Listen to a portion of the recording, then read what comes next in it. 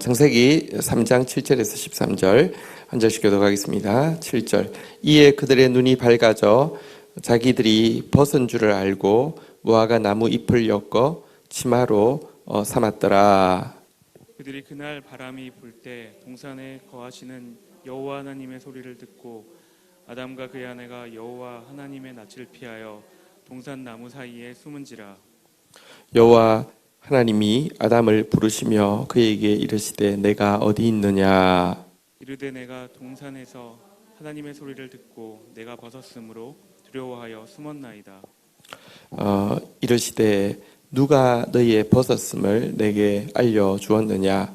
내가 내게 먹지 말라 명한 그 나무의 열매를 내가 먹었느냐. 아담이 이르되 하나님이 주셔서 나와 함께 있게 하신 여자 그가 그 나무 열매를 내게 주므로 내가 먹었나이다. 13절 같이 읽겠습니다. 여호와 하나님이 여자에게 이르시되 내가 어찌하여 이렇게 하였느냐. 여자가 이르되 뱀이 나를 꿰므로 내가 먹었나이다. 아멘. 자, 이제 그 선악과를 사단의 그 유혹 가운데서 불신앙, 또 불순종으로, 또 교만으로, 불만으로 먹은 인간의 변화가 오늘 본문에 나오고 있습니다. 7절 먼저 읽도록 하겠습니다. 읽겠습니다. 시작. 이에 그들의 눈이 밝아져 자기들이 벗은 줄을 알고 무화과 나무 잎을 엮어 치마로 삼았더라. 자, 선악과를 먹고 나니까 변화가 확실히 있었습니다. 근데 그 변화가요, 사단이 약속한 변화하고는 달랐습니다. 사단이 약속한 변화는 하나님처럼 지혜롭게 만들어준다고 했는데요. 일어난 변화는 무엇이냐고 하면 수치심을 먼저 느끼게 된 것입니다. 자기가 벌거벗었다는 사실이 굉장히 수치스럽게 느껴졌고요. 이것을 가리고 싶어서 어떻게든지 가리려고 무화과 나무 잎을 엮어서 치마로 만드는 일을 인간이 처음 하게 되었다. 이렇게 이야기하고 있습니다. 선과 악을 분별하게 되었을 때 이건 선이고 이건 악이라는 사실을 알게 되었을 때 최초에 느낀 감정은 수치심이었습니다. 선과 악을 하나님은 분별하시지만 수치심을 느끼지는 않습니다. 그런데 지금 아담과 하와, 온전하게 되지 못한 아담과 하와가 또 특별히 하나님의 그 명령에 대한 불신앙과 또 불순종, 교만과 불만으로 다시 말하면 이게 엄청난 범죄잖아요. 범죄와 함께 선악을 분별하고 나자 그러니까 우리 그때는 거울이 있었는지 거울이란 물건 자체는 없었겠죠. 이렇게 물에 비친 자신의 모습을 통하여서 자신을 볼 수는 있었겠지만, 그런데 서로가 서로를 바라볼 때 범죄한 인간이 서로가 서로를 바라보면서는 상대방은 볼 수 있잖아요, 그죠? 하나님의 형상을 상실한 인간이 서로 바라볼 때 느끼는 부끄러운 감정이 수치심인데요. 범죄한 모습을 바라보는 감정, 이 같은 수치심을 느끼게 된 것입니다. 그리고 이 수치심을 가리기 위해서 무화과 나무 잎을 엮어서 치마를 만들었는데, 생각해 보면 잠시는 가릴 수 있겠지만 여러분 절대로 계속 가릴 수가 없죠. 왜냐하면 금방 말려 올라가기도 하고요. 오늘날 우리가 사실 많은 물건들이요, 궁극적으로는 자기를 과시하기 위해서 구매하는 경우도 많은데요. 과시를 왜 하는지 근원을 파고 들어가 보면 수치심 때문입니다. 그래서 또 새로운 뭔가 명품이든지 물건이든지를 가지면 잠시 가릴 수 있다고 생각하고요. 그것 때문에 내 격이 높아졌고 내 가치가 높아졌다고 생각할 수 있는데요. 조금만 지나가 보십시오. 아무 도움이 되지 않습니다. 어쨌든 선악을 분별하고 나면 가지는 것이 수치심입니다. 예를 들어 이런 거 있잖아요. 물건도 명품에 대해서 전혀 모를 때는요, 남이 뭐 했는지 또 내가 뭐 했는지 별로 신경이 안 쓰이는데요, 뭘 보기 시작했어요. 브랜드를 보기 시작하고 또 뭐 이렇게 브랜드를 알기 시작하고 그다음에 또 아예 명품은 브랜드도 안 붙여놓잖아요, 그죠? 근데 딱 스캔하면 다 보일 정도로 보기 시작했어요. 그러면요, 과거에는 남이 뭐 입고 있든지 내가 뭐 입고 있든지 별 상관이 없었는데요. 그 스캔이 딱 되는 순간 자기가 저런 거 안 입고 있는 모습에 대해서 되게 수치감을 느끼게 됩니다. 사실은요, 범죄한 인간이 상대를 바라볼 때, 그 상대를 통하여서 자기를, 상대가 뭘 입었는지를 보면 자기를 수치감을 느끼는 것과 좀 비슷한 것이죠. 어쨌든, 선악을 알게 된 인간의, 변화의 첫 번째는 수치심이었고요. 수치심을 가리기 위해서 막 자구책을 취하지만 조금 더 도움되지 못하기 때문에 이거 하다가 안 되면 이거 하다가 안 되면 이거 하다가 계속 정신없이 하다가 계속 헛되니 모든 것이 헛되다. 그런데 그 수치심을 가눌 길 없으니까 끝까지 헛된 일을 하는 것이 인간의 모습, 선악과를 따먹은 인간의 변화였습니다. 두 번째 변화는요, 우리 8절 한번 보도록 하겠습니다. 같이 읽겠습니다. 시작. 그들이 그날 바람이 불 때 동산에 거니시는 여호와 하나님의 소리를 듣고 아담과 그의 아내가 여호와 하나님의 낯을 피하여 동산 나무 사이에 숨은지라. 두 번째 변화는 무엇이냐고 하면 선악을 아는 지식의 나무의 열매를 먹고 나니까요, 하나님을 향한 두려움이 생기게 되었다는 것입니다. 여러분, 하나님께서 인간을 처음 만드실 때부터 하나님의 자녀되게 할 계획이 있었기 때문에 인간은요, 하나님을 대함에 두려움이 없었습니다. 아이가, 특별히 어린 아가가 아빠가 뭐 예를 들면 한 2살, 3살 된 애가 아빠가 오면 숨는달지, 아빠가 오면 막 경기를 한달지, 이렇게 질린달지 이렇다고 하면 이건 정말 명백하게 무슨 아동학대의 증거고, 그 상대방 그 아버지라는 분은 양육권을 박탈해야 될 존재이겠죠. 아기는 여러분 아담과 하와에게 하나님이 이전에는 안 찾아오셨을까요? 수시로 찾아왔을 거예요. 그리고 찾아왔을 때 하나님과의 관계가 어땠을까요? 하나님 가져오면 빨리 이렇게 해가지고 그냥 오셨나이까 경배드리옵나이다 이런 관계 아니었을까요? 왜냐하면 처음 여러분 아담과 하와를 만들고 나서 동산 중앙에 예배당을 만들어 놓지 않았어요. 예배당이라는 게 존재하지 않았어요. 에덴 동산 전체가 예배당이었어요. 그냥 여러분 언제 봐도 아기가 아빠 만나듯이 여러분 성령께서 우리에게 오시고 하면 하나님을 아빠 아버지로 부르게 한다고 번역되어 있죠. 아버지라는 단어, 친밀감 없는 단어가 아니라 아빠 아버지, 그냥 어린 아기처럼 부를 수 있는 관계로 회복시켜 주신다는 것인데요. 첫 인간은 하나님 오는 게 너무 좋았고, 하나님 오면 아빠 아버지 하면서 자기 무슨 일을 하고 있었든지, 무슨 예를 들면 딸기밭을 돌보고 있었어요. 하나님 오시면 하나님 딸기 좀 보세요. 너무 잘 됐죠. 한 개 드실래요? 뭐 이런 관계였을 텐데 딱 선악을 알고 나니까 사실 자기가 죄인임을 알게 되는 거잖아요. 그 결과 하나님이 두렵게 느껴져서 공포에 질리게 되어서 하나님부터 하나님 오시는 소리를 들자 막 그냥 혼비백산해서 자기를 숨기고 있는, 안 보이는 곳에 숨기고 있는 모습을 보게 됩니다. 죄는 하나님과 사람 사이를 분리시키게 되고요.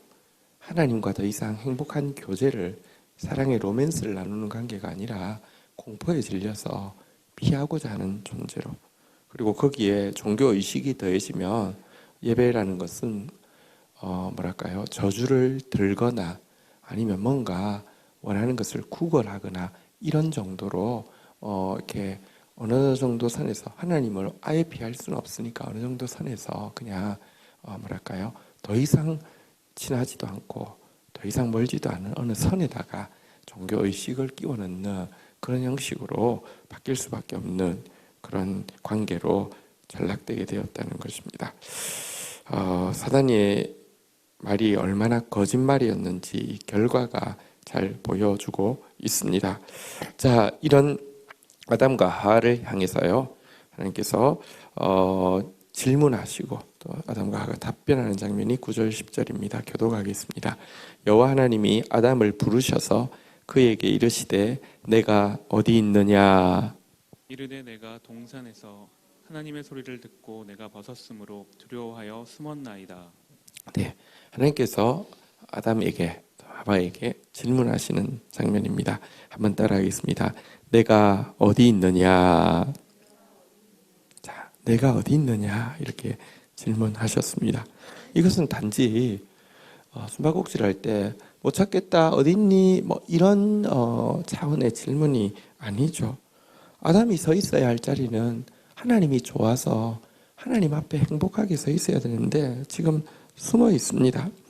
하나님께서 당신의 자녀로 삼으시기 위해서 만드셨고 당신의 영광과 존귀를 관씌우셨는데 범죄함으로 말미암아 그것을 상실하여서 수치감 가운데 숨어 있는 그들을 향해서 내가 어디 있느냐, 왜 있어야 될 자리에 있지 못하게 되었느냐, 그리고 사실은 다시 이 비참함을 바르게 보고 바르게 깨달아서 하나님께서 원하게 서 있어야 할 자리로 세워주신 자리에 돌이키기를 원하는 하나님의 애타는 심정이 내가 어디 있느냐라는 질문 속에 들어 있습니다.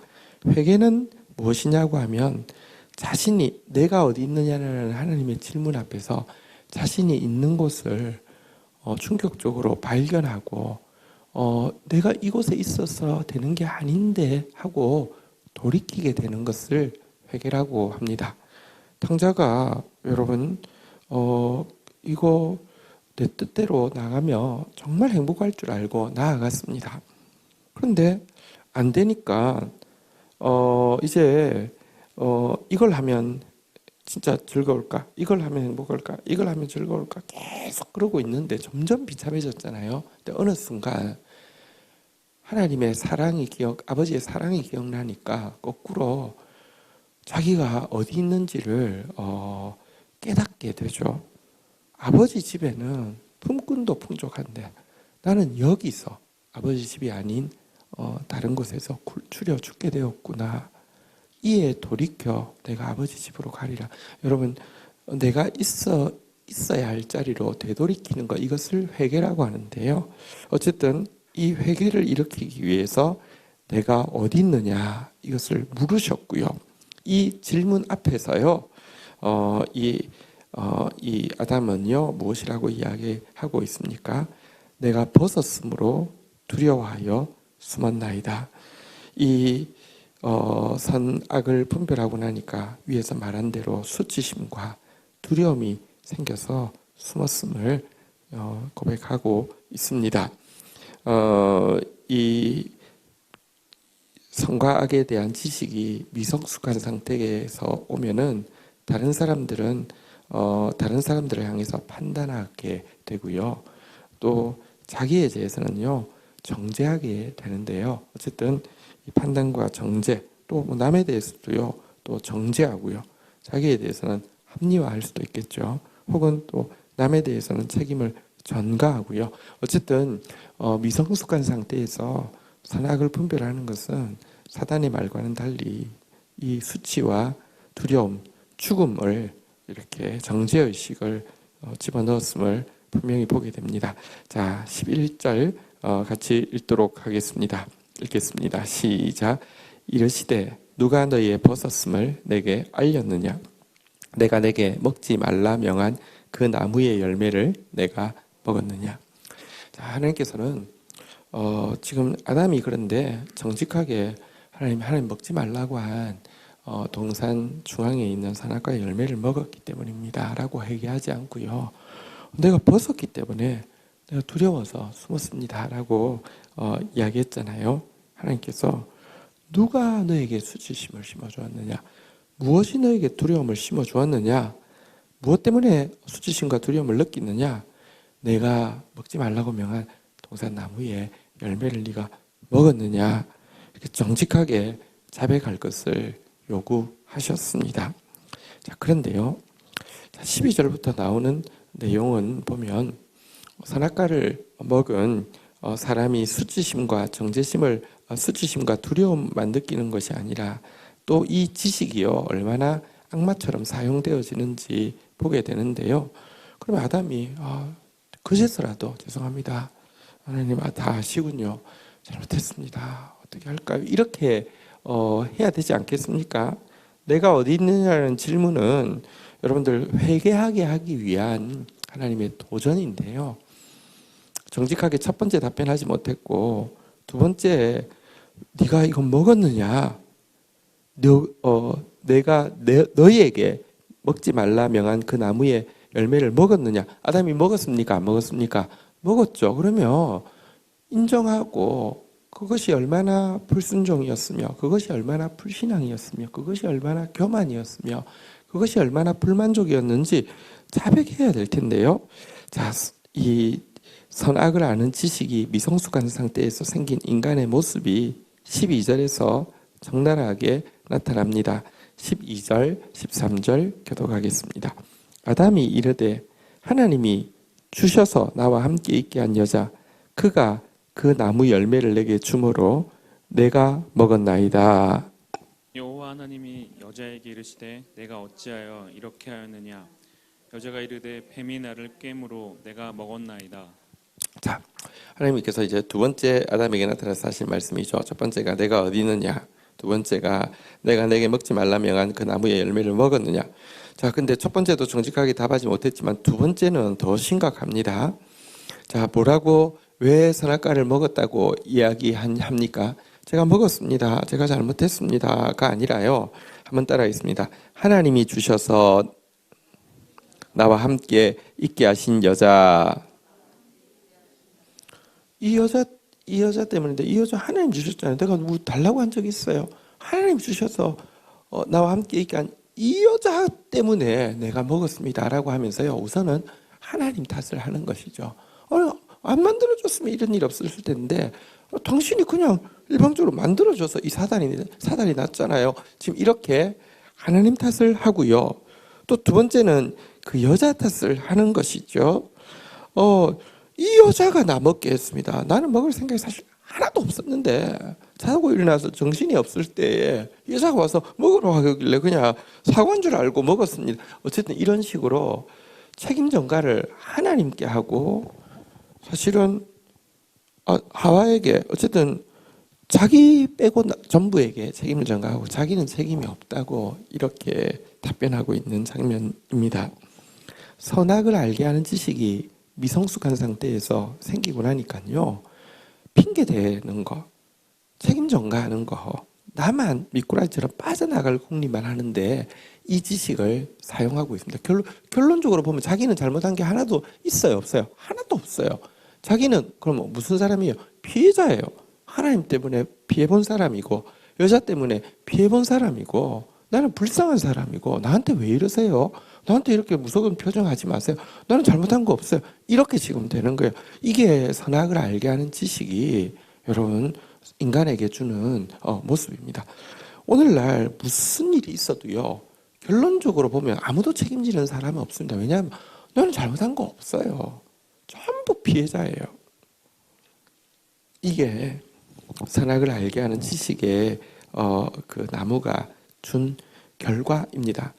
자, 그래서 하나님이 기가 막히시겠죠. 그러나 하나님이 또 묻죠.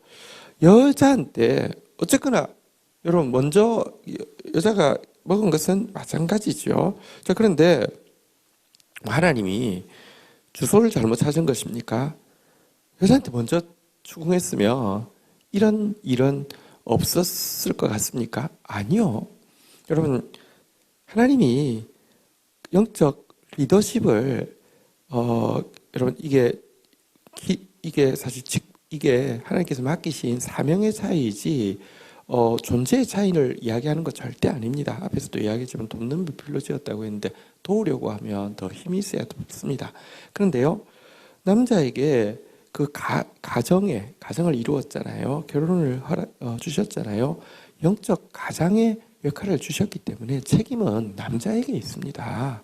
근데 여러분, 나 책임 없다고 하는 거 아주 무책임한 일인데요. 그래서 먼저 물으셨고요. 하나님 주소를 잘못 찾은 게 아닙니다. 근데 남자가 그렇게 이야기하는 게 여자한테 또 물었죠. 그랬더니 어쨌거나 여자가 먼저 먹었으니까 제가 먹은 거 맞습니다. 제가 먹고 남편에게도 주었습니다. 제가 하나님 말씀을 너무 가볍게 생각해서 죽을까 하노라 했고, 제가 사단의 말을 너무 이렇게 혹해가지고 이거 먹으면 하나님 될 것 같아서 교만해서 먹었습니다. 잘못했습니다. 내가 불신앙이었습니다. 잘못했습니다. 내가 불순종이었습니다. 동산 모든 나무 먹게 하셨는데 이거 안 먹으면 내가 죽을 것처럼 내가 불만족이 생겼었습니다. 하나님 용서해 주세요. 이러면 될 것 같은데요. 하와 역시 마찬가지였습니다. 저는 먹을 생각이 하나도 없었는데요. 뱀이 나를 깨므로 말미암아 내가 먹었습니다 라고 하면서 이 두 사람 중에서 아무도 잘못한 사람 없다고 이야기하고 있는 것입니다. 죄를 인정하지 않고 책임을 전가하는데 그가 가진 지식을, 새로 생긴 지식을 사용하고 있습니다. 어쨌든 여러분, 이 선악, 시시비비, 옳고 그름을 분별하는 지식은요, 여러분, 우리가 성숙하지 못한 상태에 이 지식은 상대방 비판하고 책임 전가하고 자기 변명하고 자기 합리화하는 데 사용될 뿐이고요. 여러분, 이게 말싸움이 되고요. 이 말싸움이 전쟁이 되고요. 이게 죽음을 초래하는 것 아닙니까? 여기서 우리 정말 두려워해야 합니다. 사랑 없는 지식은 사람을 죽이는 극약입니다. 제가 어제 아버님 산소 가는 길에 우리 막내랑 같이 갔는데, 막내 요즘 아이들끼리 뭐 무슨 있으면 서로 제가 정확하게 잘 못 봐서 모르겠는데 뭐 인스타인 집은 잘 모르겠는데, 이제 지금 우한 폐렴 때문에 뭐 그게 떠오르면 이제 자기들 방에서 댓글 다는 거 있잖아요, 그죠? 그걸 보고 제가 깜짝 놀랐습니다. 뭘 다냐고 하면, 옛날에 일본이 만주 또 중국 침공하고 나서 일본 장군이 중국 사람들에 대해서 쓴 글 있잖아요, 그죠? 일본 그 장군 사진 크게 하고 그 밑에서 죄송합니다. 어쨌든 그냥 거기 있는 대로 인용하면 중국인은 인간의 탈을 쓴 바퀴벌레다, 뭐 이런 이제 딱 이렇게 해놨어요. 이거를 애들이 서로 막 좋다고 퍼나르는 거예요. 왜냐고 하면 이 우한 폐렴이 어쨌든 박쥐나 뭐 이런 거 먹는 것 때문에 나왔다라고 이제 이야기하니까, 그러니까 애들이. 근데 보십시오. 그렇게 이야기하면 그 사람들이 조선인은, 조선지는 막 이렇게 하면서 똑같은 그런 말을 우리에게 해서 그렇게 했잖아요, 그죠? 보십시오. 어떤 사건이 생겼습니다. 여러분, 전염병이 생겼습니다. 그런데 그래서 제가 이제 아이한테 이야기해서, 우리 아이가 그걸 한 건 아닌데 이제 그게 뜬 걸 보여줘서, 그래서 영신아, 그러면 이 사람들이 전쟁이 일어났고 자기 합리화하기 위해서 중국 사람은 아무리 죽여도 돼라는 논리를 그렇게 했고, 한국 뭐 징용이든지 정신든지 끌고 가면서 그렇게 해도 돼 이런 논리를 위해서 이런 말을 했는데, 이거를 우리 젊은 세대가 이 일 앞에서 사진까지 이렇게 딱 해가지고 멋지게 찍은 사진까지 딱 해가지고 퍼나르는 거 잘못된 거겠지. 그런데 보면 이게 예를 들면 서구 사회에서는 유대인들, 그러면 유대인들 돼지고 유대인 다 죽여야 되는데, 그게요, 믿음이 되면요 전쟁 때 그렇게 학살해도 아무렇지 않거든요. 조금 거슬러 올라가면 로마 시대 때는 기독교인들을 이거 다 죽여도 돼, 그래서 다 학살했잖아요, 그죠? 보십시오. 사실은 전염병이 돌면은 성경에 보면 마지막 때에 진짜 성경에 보면 무시무시한 전염병이 돌 것에 대한 예언이 있습니다. 그리고 그 근저에는 죄가 있다고 이야기합니다. 이런 일이 있을 때는 정말 두렵고 떨림으로 기도하고 자기를 돌아보고, 우리 모두에게 이 죄가 다 있잖아요. 선악과를 먹은 것의 행위 속에 들어있는 불신앙과 불순종, 교만과 불만 없는 사람이 누구입니까?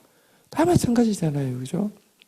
그리고 특별히 이런 일이 있을 때 크리스천은 정말로 누구 시시비비를 가리며 선악과 열매를 먹는 거고, 내 죄입니다라고 하면서 무릎 꿇으면 십자가의 열매, 다시 말하면 생명나무의 열매를 먹는 건데, 기도해야 하는데 저 사람들이 저렇기 때문에 그래. 저 사람들은 아주 막 이것은 정말로 이렇게 되면 여러분 정말, 그러니까 이게 쌓여가지고 이 에너지가 쌓여서 전쟁이 일어나고, 전쟁이 일어나면 학살을 아무리 해도 합리화가 되는 게, 지금도 여러분 일본은 그 예를 들면 그 저기 그 난징에서의 학살을 전혀 인정하지 않거든요. 근데 실제인데도 전혀 인정하지 않아요. 왜냐하면 자꾸 부인하는 거 딱 드러나면, 아, 너희들은 바퀴벌레잖아, 이렇게 이야기하면 합리화가 되는 거야. 아, 그 뭐 바퀴벌레 뭐 준 걸 누가 개수해, 이런 식이 되는 거예요. 얼마나 악마적인 본성이 인간에게 있는지 모릅니다. 이게요, 그런데 어디서부터 나왔느냐? 오늘 여기서부터 나온 것입니다. 그리고 그 원죄가 우리 속에 다 있습니다.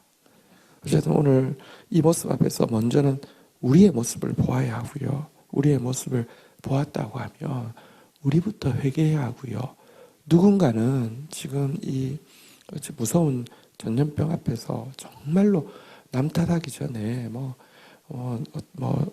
탓하고, 또 정부 탓하고, 의사 탓하고, 뭐 감염자 탓하고, 뭐 무슨 탓하기 전에 정말 하나님 앞에 기도해야 합니다. 중국 지역 같은 경우에는 지금 우한 지역 같은 경우는 주일날 예배를 못 드렸을 거예요. 그러니까 아마 그 부분은 확실할 거예요. 왜냐하면 이거 뭐 감염 이런데 어떻게 여기서 모여서 집회를 하겠습니까? 아마 정부에서 금지했을 확률도 있고요. 실질적으로 불가능했을 거예요. 사태가 이게 확산된다고 하면 굉장한 어떤 혼란이 생길지 단적으로 보여주는 한 예이기도 합니다. 기도가 많이 필요한 때입니다. 하나님은 지금 우리에게 묻고 있습니다. 마지막으로 한번 따라하겠습니다. 내가 어디 있느냐?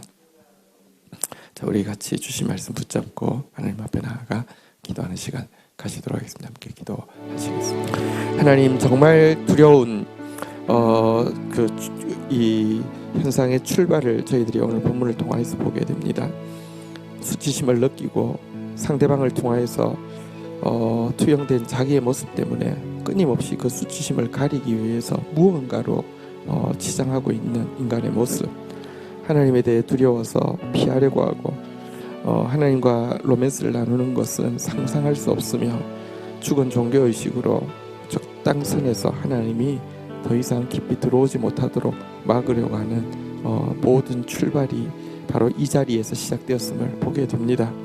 상대방에 대해서 판단하고 정죄하고 전가하고 자신을 변명하고 합리화하는 출발이 바로 이 자리에서 시작되었음을 보게 됩니다. 하나님 생명으로 영생으로 또 충만해지기 전에 하나님 불신앙으로, 불만족으로, 교만으로, 또 불순종으로 선악을 판단하는 것이 얼마나 무시무시한 죄인지 다시 한번 우리가 두렵고 떨림으로 느끼게 됩니다. 내가 어디 있냐고 질문하시는 하나님 앞에서, 하나님 정말로 내가 있지 않아야 할 자리에 있음을 깨닫고 회개하고 돌이키게 하여 주시며, 특별히 지금 인간의 그 욕심이 만들어낸, 또 인간의 죄가 만들어낸 이 전염병 앞에서 정말 두렵고 떨림으로 자신을 돌아보고, 또 누군가 영적 책임을 지고 하나님 앞에서 왕같은 제사장으로 이 인류를 위해서 기도해야 될 때에 하나님은 정말 그 책임의 자리에 저희들이 서 있게 주님 저희들을 불쌍히 여겨주시기를 간절히 간구하고 소원합니다. 감사합니다. 예수 그리스도의 이름으로 기도 올립니다. 아멘.